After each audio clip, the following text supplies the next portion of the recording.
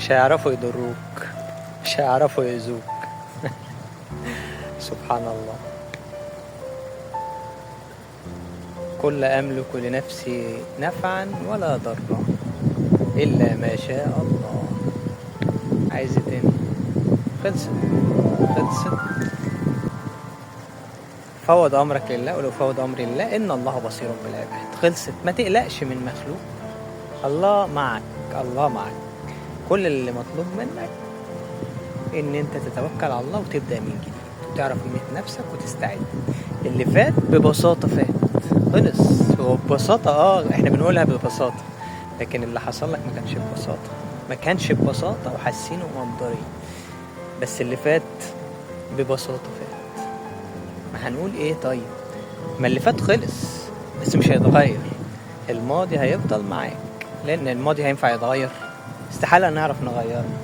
لو حتى مين قال لك غيره يبقى بيضحك عليك. الماضي ما بيتغيرش، هيفضل معاك طول عمرك، ايا كان وجعك، ايا كان اتظلمت، ايا كان. لكن ايه اللي هنغيره وهنلعب عليه الفترة الجاية؟ احساسك بالماضي.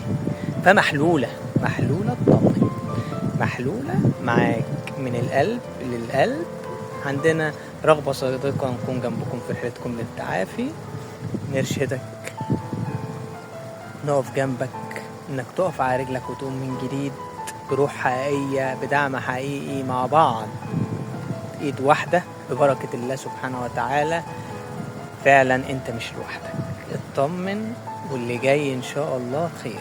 محدش يقدر يأذيك، محدش يقدر يضرك، الله موجود. اطمن. اللي فات ببساطة فات، عشان انت فعلا تستاهل ان بعد اللي فات من وجع وألم وتعب انك تتعوض. واللي مريت بيه ما كانش سهل وربنا شافه، فده يريحك، فده يبسطك، فده يسعدك.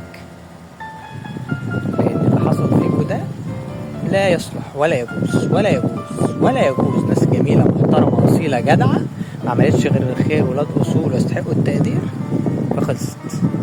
ما ينفعش غير إنك فعلا تقف على رجلك وتعرف قيمة نفسك وتقوم معانا حقيقي، قومة حقيقية. يلا، عشان انت فعلا ما ينفعش تفضل قاعد كده. عيب اللي اتعمل فيك، عيب ان حد فعلا يغزلك او يظلمك تخليه يأثر فيك. هي الحياة كده، ممكن تتظلم، تتخذل من الناس، المهم تبقى قوي وتقدر تقف. فاقف، خد نفس وقول من النهاردة خلاص انا هبدأ من جديد. بس من فضلك اطمن الاول، توكل على الله.